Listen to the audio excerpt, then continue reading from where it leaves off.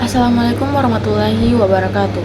Hai teman-teman, perkenalkan saya Afifa Dinati Lambalano dari kelas A semester 4 Fakultas Sastra dan Budaya Universitas Negeri Gorontalo, jurusan Pendidikan Bahasa dan Sastra Indonesia. Dalam video ini, saya akan menjelaskan mengenai peta konsep yang telah saya buat mengenai tugas UTS mata kuliah Strategi Pembelajaran Bahasa dan Sastra Indonesia.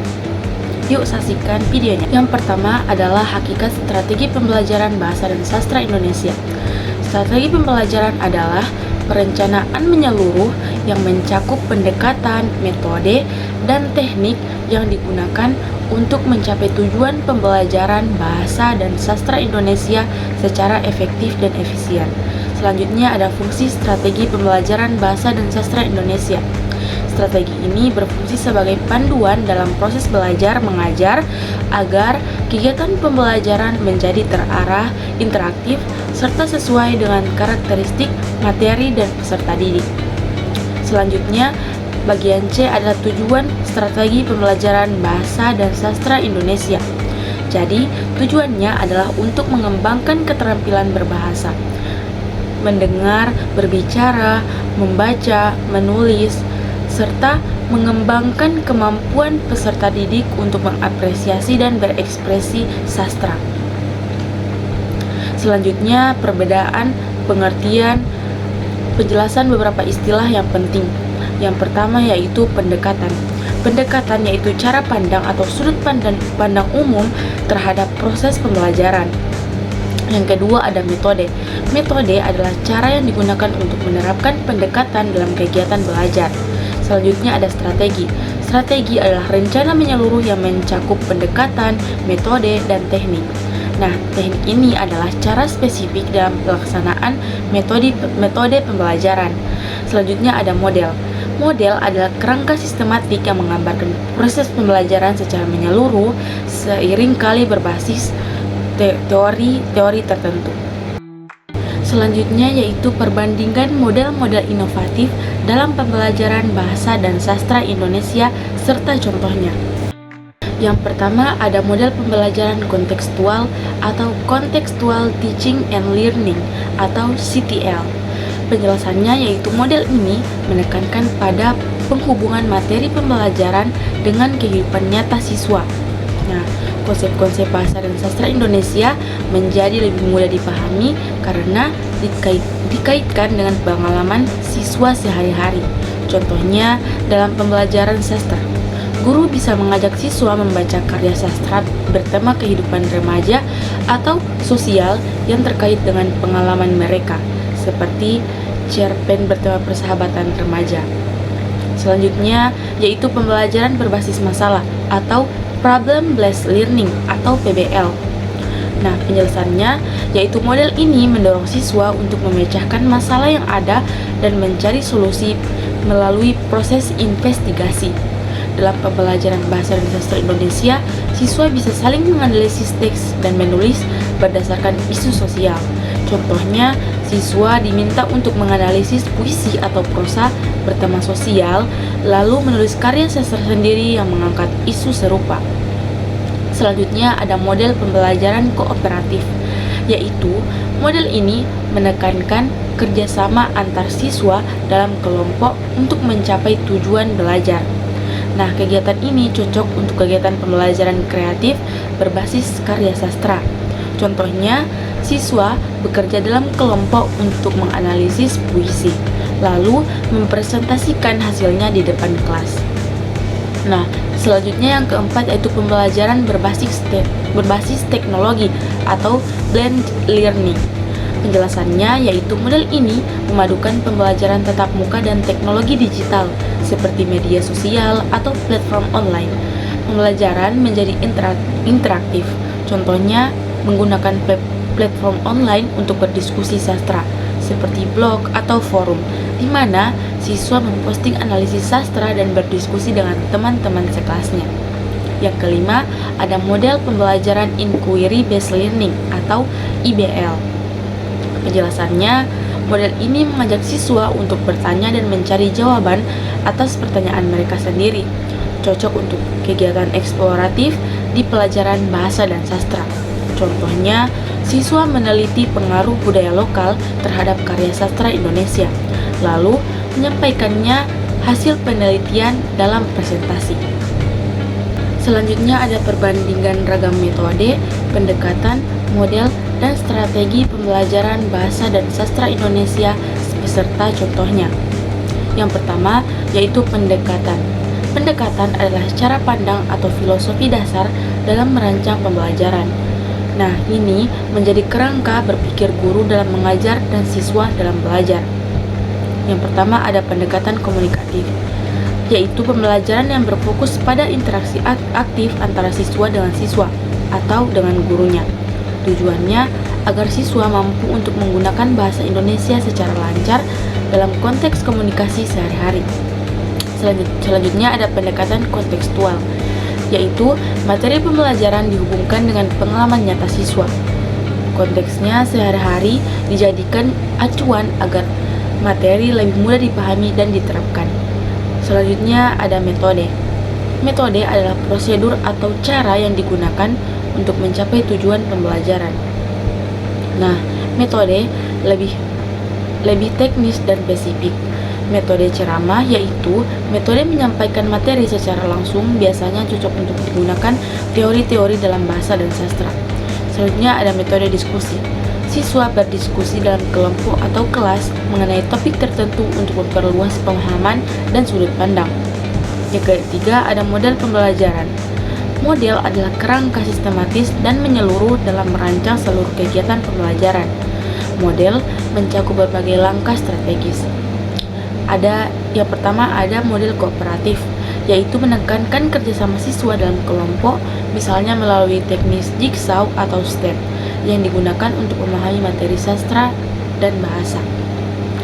Selanjutnya ada model berbasis proyek, melibatkan siswa dalam proyek kreatif seperti menulis cerpen, membuat puisi, atau presentasi karya sastra. Yang keempat adalah strategi. Strategi adalah rencana atau taktik untuk mencapai tujuan pembelajaran secara efektif. Strategi mencakup pendekatan, metode, dan teknik. Yang pertama ada strategi membaca ekstensif, yaitu siswa membaca teks dalam jumlah besar untuk memperluas wawasan kosakata dan pemahaman. Selanjutnya ada strategi bermain peran. Siswa memerankan tokoh dari teks sastra untuk memahami karakter dan konflik cerita secara mendalam. Nah, selanjutnya yaitu tentang 3 pilar deep learning dalam pembelajaran bahasa dan sastra Indonesia. Yang pertama ada pemahaman konsep atau understanding of concepts. Menurut PIX 2003, deep learning terjadi ketika siswa tidak hanya mempelajari fakta atau informasi permukaan, tetapi juga memahami konsep secara mendalam dan bisa menerapkannya dalam berbagai konteks. Dalam konteks pembelajaran bahasa dan sastra Indonesia, siswa diharapkan untuk memahami konsep-konsep seperti tema, gaya bahasa, dan karakter sastra. Selanjutnya, mampu mengaitkan konsep-konsep tersebut dengan karya sastra lain secara mendalam. Dan yang kedua, ada penghubungan pengetahuan atau connecting knowledge. Menurut Bransdorf and Brown and Cooking 2000 menjelaskan bahwa pembelajaran bermakna terjadi jika siswa mampu menghubungkan pengetahuan baru dengan yang sudah mereka miliki sebelumnya. Dalam pembelajaran sastra, siswa mengaitkan pengalaman pribadi dengan teks yang dipelajarinya, memanfaatkan pengetahuan linguistik untuk memahami isi teks secara lebih dalam. Selanjutnya, ada penerapan dalam konteks nyata atau application in real life context. Collins, Brown, and Newman 1989 melalui model kognitif apresiatif menekankan pentingnya mengaitkan pembelajaran dengan kehidupan nyata siswa. Dalam pembelajaran sastra, siswa dapat melihat relevansi materi dengan kehidupan nyata mereka sehari-hari. Mereka bisa menilai dan mengaitkan nilai-nilai dalam teks sastra dengan situasi yang nyata. Selanjutnya, kesimpulan menurut saya yaitu pendekatan deep learning sangat bermanfaat dalam pembelajaran bahasa dan sastra Indonesia karena meningkatkan pemahaman mendalam, bukan sekadar hafalan. Selanjutnya, mengembangkan keterampilan berpikir kritis, analisis, dan kreatif. Selanjutnya, menghubungkan pengetahuan lama dengan pengetahuan baru, memberikan kesempatan siswa untuk mengaplikasikan materi dalam kehidupan nyata mereka. Dengan demikian, deep learning penting untuk ditanamkan agar siswa mampu berpikir kompleks dan terhubung dengan dunia sekitarnya. Selanjutnya ada konsep dasar pembelajaran mikro. Yang pertama, pengertian pembelajaran mikro. Menurut Allen and Ryan 1969, pembelajaran mikro adalah metode pelatihan yang memungkinkan calon guru untuk mempraktikkan keterampilan mengajar dalam kelas kecil. Dilakukan dalam durasi yang singkat, bertujuan agar guru mendapatkan umpan balik langsung untuk perbaikan. Fokusnya adalah latihan keterampilan mengajar secara spesifik dengan praktik langsung yang dapat diulang dan disempurnakan kembali. Selanjutnya ada karakteristik pembelajaran mikro. Karakteristik pembelajaran mikro mengacu pada Brown 1975 dan Sujana 2010. Pembelajaran mikro memiliki ciri-ciri. Yang pertama, fokus pada keterampilan tertentu, misalnya membuka pembelajaran, memberikan pertanyaan, memberi penguatan, dan sebagainya. Yang kedua, kelompok belajar kecil, bukan dalam skala kelas besar. Yang ketiga, durasinya singkat, jadi efisien untuk latihan lebih cepat. Yang keempat, adanya umpan balik langsung dari pengamat atau pembimbing. Yang kelima, mudah diulangi dan diperbaiki, cocok untuk pengembangan bertahap. Yang ketiga, ada prosedur pembelajaran mikro. Menurut Allen dan Ryan serta Sujana, pelaksanaan pembelajaran mikro meliputi pada 4 tahap, yaitu tahap perencanaan atau planning, yaitu menyiapkan materi dan skenario mengajar. Yang kedua, tahap pelaksanaan. Calon guru melakukan praktik mengajar. Yang ketiga, tahap refleksi, yaitu menilai dan mengevaluasi pelaksanaan mengajar yang kita lakukan. Yang keempat adalah tahap perbaikan, yaitu memperbaiki teknik berdasarkan umpan balik. Yang keempat ada manfaat pembelajaran mikro. Menurut pendapat saya sangat bermanfaat bagi calon guru karena memberikan pengalaman langsung dan terukur, mengurangi tekanan yang biasa dirasakan dalam kelas besar, serta membantu guru untuk mengembangkan keterampilan mengajar secara bertahap. Selanjutnya yaitu meningkatkan rasa percaya diri sebelum menghadapi situasi mengajar yang berada dalam skala yang besar. Selanjutnya yaitu keterampilan dasar mengajar yang mencakup 8 keterampilan utama beserta analisis dan contohnya. Yang pertama adalah keterampilan membuka dan menutup pembelajaran. Analisisnya penting untuk menarik perhatian siswa sejak awal serta memberikan kesimpulan atau penegasan di akhir pembelajaran. Contohnya, guru memulai dengan cerita menarik yang relevan lalu menutup dengan rangkuman dan refleksi yang singkat. Yang kedua yaitu keterampilan menjelaskan. Analisisnya menyampaikan materi harus jelas, runtut, dan mudah dipahami siswa.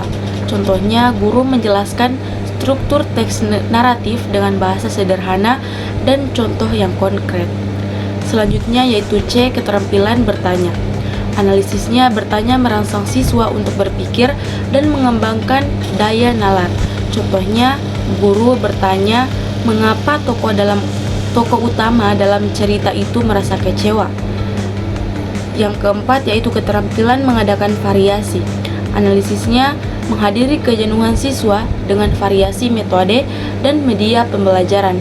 Contohnya menggunakan video, diskusi, dan permainan bahasa dalam satu pertemuan. Selanjutnya ada keterampilan memberikan penguatan. Analisisnya penguatan meningkatkan motivasi dan memberikan umpan balik yang positif.